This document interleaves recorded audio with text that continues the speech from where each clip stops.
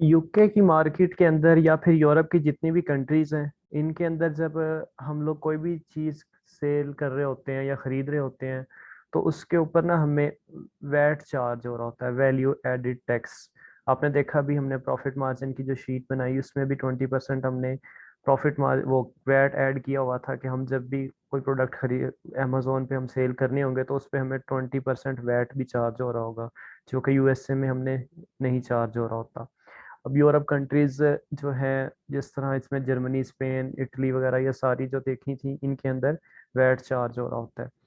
अब यूके के अंदर जो है ना वैट, ये आप लोग काइंडली साथ साथ नोट करते जाइएगा, ये बहुत इंपॉर्टेंट चीज़ें हैं। यूके के अंदर जो है ना HMRC एक अदारा है, HMRC, उस अदारे से वैट रजिस्टर्ड करवाया जाता है। इसमें वैट जो है ना तीन तरह के होते हैं। एक होता है जी वैल्यू एडिड टैक्स, दूसरा होता है जो सॉरी वैट होता है 0% टैक्स वाला, और दूसरा होता है जी 7.5 फ्लैट रेट वाला, और थर्ड होता है जी 20% वैट। तीन तरह के वैट यूके में होते हैं। और जो 0% है उसका मतलब ये होता है कि आप लोगों ने ना उसमें वैट की रजिस्ट्रेशन HMRC करवानी ही नहीं है। अगर आपके एक साल की सेल जो है, आपके एक साल के सेल जो है वो 85K से कम रहे। अगर आपका जो रेवेन्यू है ना, जो फॉर एग्जांपल आप 1000 यूनिट सेल कर रहे हैं किसी भी चीज़ के, और वो जो है साल के एंड पे आपके पास जो पैसे इकट्ठे होते हैं, वो उन सब प्रोडक्ट्स को, यूनिट्स को बेच के वो 85 से नीचे नीचे रहते हैं ना, 85K से नीचे नीचे, 85,000 पाउंड से नीचे नीचे, तो आप लोग क्या है जी, आप लोग उसमें वैट रजिस्टर्ड नहीं करवाते और 0% पे ही रहते हैं। ये सिर्फ अवेलेबल होता है यूके के रेजिडेंट्स के लिए। ये किसी ऐसे बंदे के लिए नहीं है जो पाकिस्तान में किसी और जगह पे बैठा हो और वो कहे कि जी मैं यूके में सेल करता हूँ और मैं 0% पे रहता हूँ।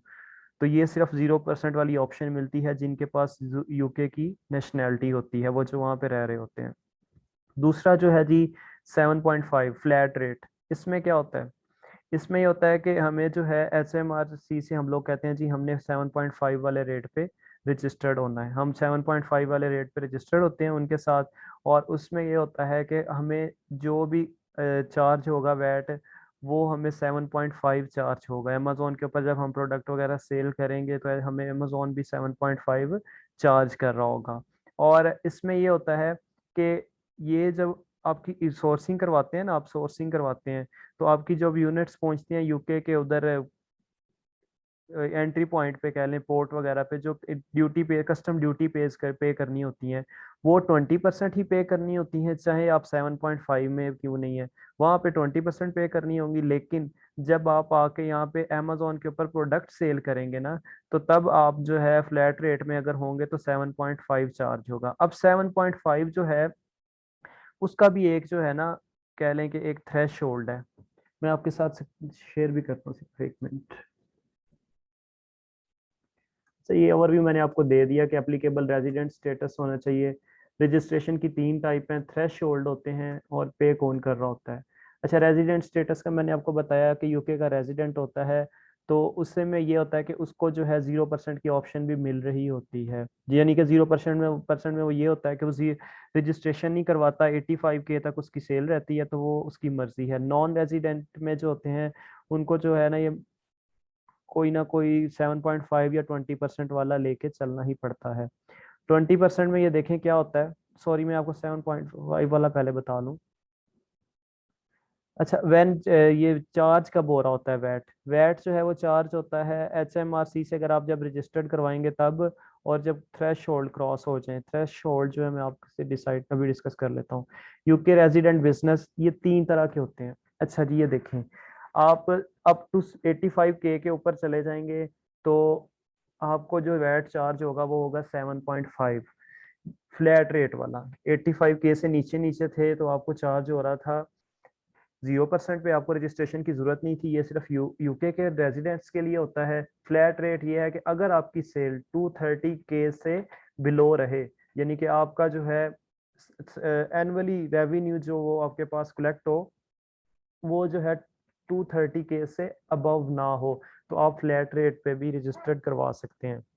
लेकिन आपकी सेल बहुत ज़्यादा है, आपके यूनिट्स, आपकी प्रोडक्ट्स बहुत ज़्यादा हैं, आपकी जो है एनुअली जो सेल है वो 230K पाउंड्स क्रॉस कर जाती है, तो फिर आपको 20% वैट रजिस्टर्ड करवाना पड़ेगा। लेकिन 20% वैट रजिस्टर्ड में ना एक बेनिफिट भी होता है, उसमें ये फायदा होता है कि आपको जो है ना 20% वैट जो आप चार्ज हो रहा होता है आपको, आप उसमें रिटर्न्स भी ले सकते हैं। रिटर्न से मुराद ये होता है कि फॉर एग्जांपल आपको जो है ना अमेजोन के ऊपर से 20% वैट चार्ज हो रहा है एक प्रोडक्ट के ऊपर, और उसमें आप लोगों ने कुछ ना कुछ एक्सपेंस आपने भी किए होंगे। जैसे आप कहेंगे जी अमेजोन ने 20% पर यूनिट के हिसाब से आपको चार्ज किया, जिस तरह हम पर कैलकुलेशन में निकाल रहे थे, वो आपको जो है 20% चार्ज करता रहता है।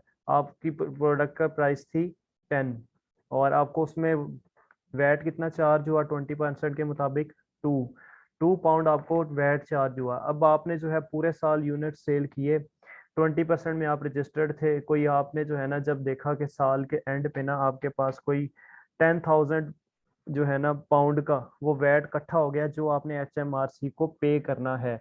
वो वैट हमारे पास जमा होता रहता है जब भी कस्टमर ऑर्डर करता है ना, जैसे $10 की हमने 10 पाउंड की प्रोडक्ट लगाई हुई है, उसमें 2% वैट, वो 20% वैट होगा तो 2 पाउंड जो है वो हमने HMRC के होंगे।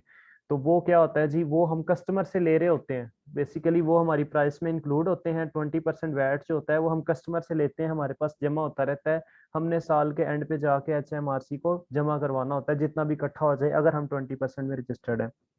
अब हम 20% में रजिस्टर्ड हैं, हमें ऑर्डर आते रहे, वैट हमारे पास इकट्ठा हो गया 10,000 पाउंड जो हमने HMRC को देना है। अब आप 10,000 जो है ना वो सारा नहीं देंगे हम HMRC को, आप कहेंगे जी ये 10,000 तो पाउंड जो है ना आपका हमारे पास जमा है, लेकिन मेरे पास मुझे भी कुछ ना कुछ वैट चार्ज हुआ है। जैसे मैंने जब ये प्रोडक्ट्स मंगवाई थी, मुझे जो है क्या उसे कहते हैं कस्टम ड्यूटी चार्ज हुई थी कोई 2,000 पाउंड, तो ये मेरे पास उसकी स्लिप है।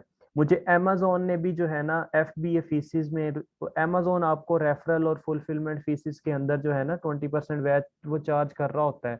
वो चाहे आप क्या उसे कहते हैं कि वो ये इधर HMRC को अलहदा पे कर रहे होते हैं और वो जो है आपको अलहदा चार्ज कर रहा होता है। आप क्या कहते हैं कि मुझे अमेजोन ने चार्ज किया है, आप वो भी कहेंगे कि ये भी मेरे पास उसकी स्लिप है। अब एंड पे आपके पास जो है जो आपको चार्ज हुए हुए हैं वो आपके पास इकट्ठे हो जाते हैं, फॉर एग्जांपल 5,000, और जो आपने जो आपने HMRC को पे करने हैं वो 10,000 है। आप जो है आप 10,000 में से जितने आपको चार्ज हुए गए उसको माइनस करेंगे, और जो रिमेनिंग रह जाएंगे वो आप पे कर देंगे HMRC को। इसकी एक आसान अल्फाज में इस तरह समझाता हूँ कि एक जो होते हैं ना वैट 20% में, इसका एक होता है आउटपुट, एक इसका होता है इनपुट। जो आउटपुट होता है उसका मतलब ये होता है कि जो आपने कस्टमर से चार्ज किया वो हो गया आउटपुट। जैसे आप कस्टमर को यूनिट आपसे बाय करता है, तो वो एक किस्म का आप उससे चार्ज कर रहे हैं, वो आपके पास इकट्ठा हो रहा है। इनपुट क्या होता है, जब आपने कोई चीज खरीदी किसी से तो वो आपको चार्ज हुआ एज अ कस्टमर, जो चार्ज हो रहा होगा वो क्या है जी आपका इनपुट है, और जो एज अ सेलर जो आप सेल करके ले रहे होंगे वो आपका आउटपुट है। और एंड पे HMRC को आपने जो पे करना होता है, वो जितना टोटल आपके पास आउटपुट इकट्ठा हुआ होगा जो आपने चार्ज किया होगा, उसमें से आप अपना इनपुट जो आपको चार्ज हुआ होगा उसको माइनस कर देंगे और रिमेनिंग आप उसको पे कर देंगे। ये होता है 20% में। फ्लैट रेट में आप कुछ भी रिटर्न नहीं करते, जितना उसने चार्ज कर दिया बस खत्म हो गया, वहीं पे बात खत्म, इसमें रिटर्न फाइल्स नहीं होती। ये 3 तरह के जी वैट होते हैं अमेजोन इसके यूके के अंदर, और ये सिर्फ जो है 0% वाला यूके के रेजिडेंट्स के लिए होता है, बाकी जो है वो दूसरे लोग भी करवा सकते हैं।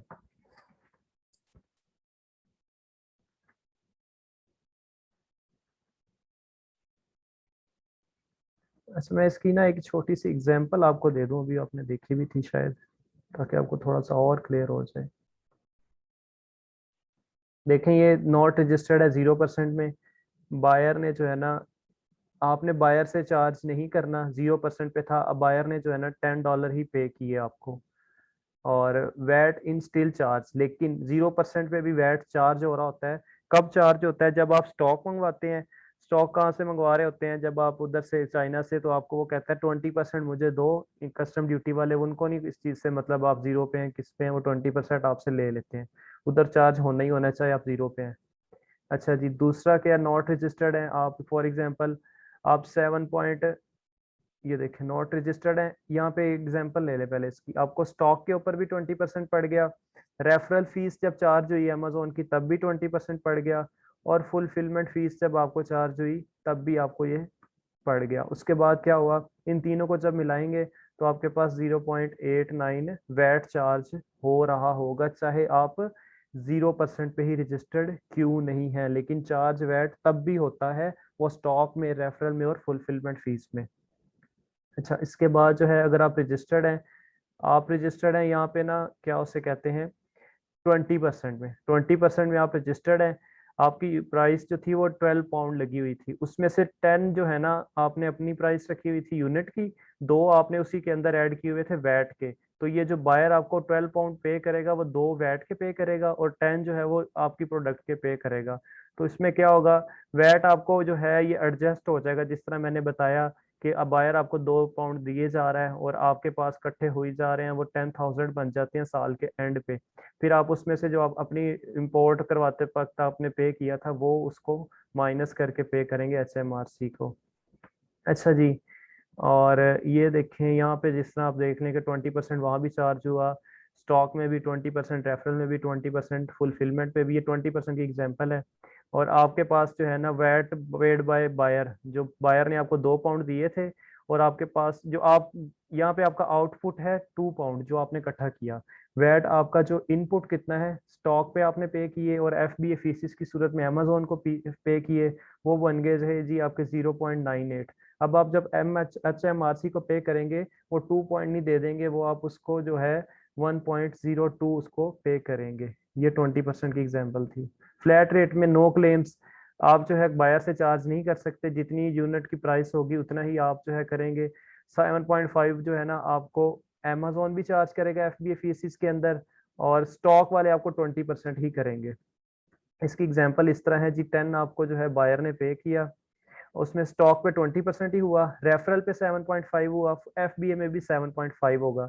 7.5 में अमेजोन 7.5 चार्ज करता है, स्टॉक वाले 20 ही करते हैं, और इसमें रिटर्न्स नहीं जाती, जैसे अमेजोन को हम इनपुट आउटपुट दे रहे थे ना 20% में, इसमें कोई आउटपुट इनपुट नहीं होती, जहाँ पे अमेजोन ने चार्ज किया 7.5 वहां पे आपने जो है वो पे करना ही करना है, और उसके अलावा जो दूसरा HMRC का आपके पास 7.5 पर यूनिट के हिसाब से चार्ज हो रहा है, वो भी आपने एंड पे उतना ही जमा करवाना है। ये देखें जी, आपके पास ये इकट्ठा हुआ है, ये वैट आपको जो है पे करना पड़ेगा। तो ये जो था जी, ये हमारा वैट थे।